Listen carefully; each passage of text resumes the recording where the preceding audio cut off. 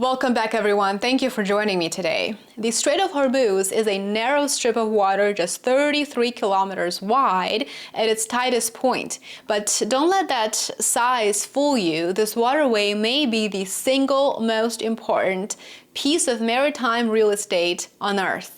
Following Israel's unprovoked and illegal, according to international law, aggression against Iran, Iran has the right to defend itself. And so it launched a response in retaliation. According to reports, and one of them is Al Jazeera, an Iranian lawmaker now says that Tehran may be considering shutting down the Strait of Hormuz. Could that actually happen? And if it did, what would be the consequences, and not just for the Middle East, but for the entire world? Let's break it down. The Strait of Hormuz lies between Iran to the north and Oman and the United Arab Emirates to the south. It connects the Persian Gulf to the Gulf of Oman and the Arabian Sea, and from there to the wider Indian Ocean. The strait is the only maritime gateway into the Persian Gulf, and of course that makes it an essential choke point for global trade, especially for energy trade, and of course I'm referring to crude oil transport.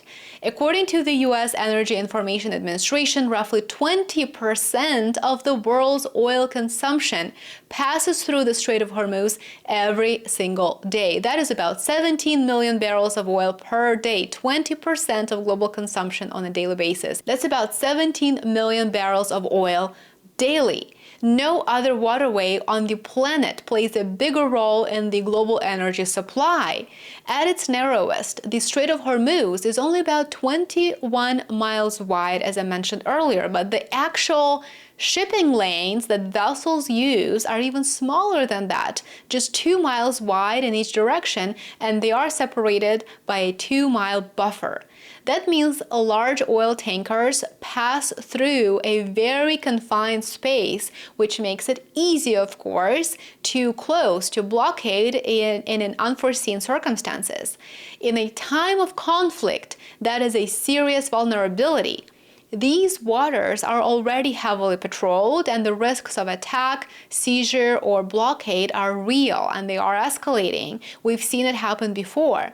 During the Iran-Iraq War in the 1980s, and by the way, many of you might remember that the United States supplied chemical weapons to the Iraqi regime at the time to wage war on Iran, but during that war, both sides targeted oil tankers and cargo ships in what became known as the Tanker War.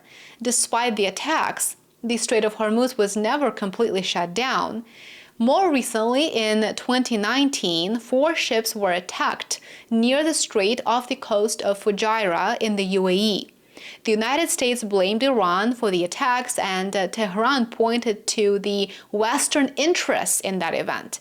But tensions, of course, ran high, as they typically do in the region, and global markets trembled after the attack and the impact that it had on the supply and the shipment of crude oil.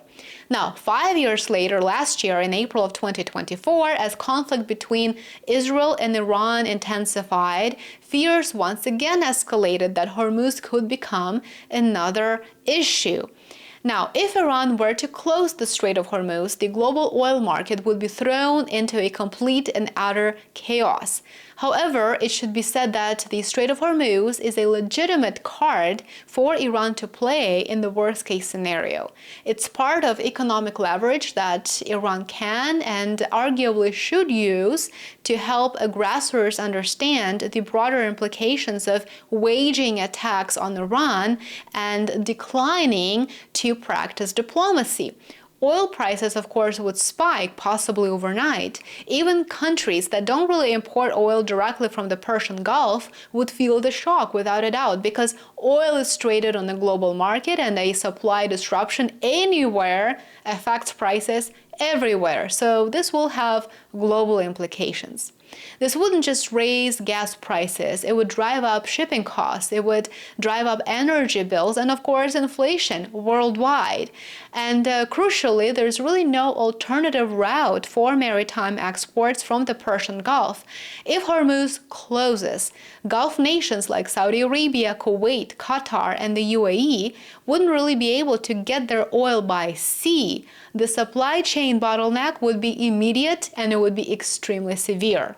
This brings us to a critical question. Could Iran actually pull it off? Well, technically, given the geographical details and given how narrow the strait is in certain points, Iran would be successful. Its Navy and Revolutionary Guard can block commercial vessels in the strait using such resources as drones, as speedboats, and other means.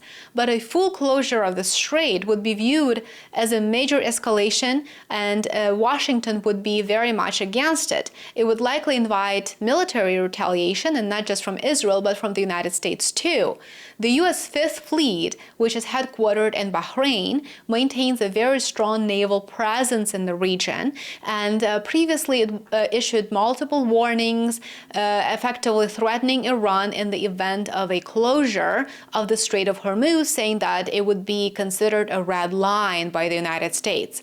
Now, this threat may not be as strong of an argument as the harm that the closure of the Strait of Hormuz would inflict on Iran's energy trade partners, primarily on China. And this may serve as a major reason not to go through with using this leverage. Now, according to Iranian lawmaker Ismail Kosari, Tehran is, quote, seriously considering it in response to escalating attacks from Israel. This could be, of course, just an idea that was verbalized during an interview, or it could be a warning. But if ships can avoid the Red Sea by rerouting around Africa, of course, it's longer, but it's possible to do that in the event of a blockade of the Red Sea. But the Strait of Hormuz is a different story. There's no plan B. What we're seeing now is a dangerous dance of escalation. Israel has launched unprovoked and illegal deep strikes into Iranian territory, including attacks on military and nuclear facilities, which, by the way, is an act of terrorism under the international law.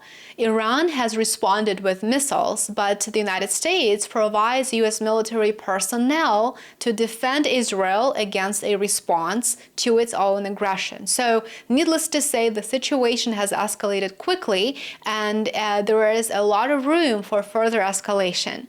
But closing Hormuz would change the equation.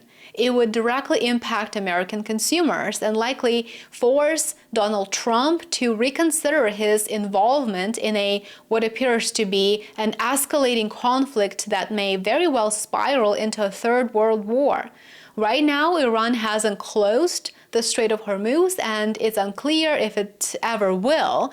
It can if it chooses to, but the very fact that it is on the table at this time and it is publicly discussed by lawmakers shows how high the stakes have become as Iran's sovereignty is being threatened. This isn't just about Israel and Iran anymore, it's about the global economy, energy security, and the thin blue lines that keep oil flowing and ships sailing through the Strait of Hormuz. As the world watches, one of the smallest waterways on Earth may hold the power to unleash some of the biggest consequences in this escalating story. Thank you very much for watching. Please remember to show your support, like, subscribe, and share. It goes a long way. Support my work. You can do so by joining my Patreon, and you can do so by becoming a member on my YouTube channel, as well as a subscriber on Substack. You will find those links in the description below. Thanks so much for watching, and I will see you back here tomorrow. Bye for now.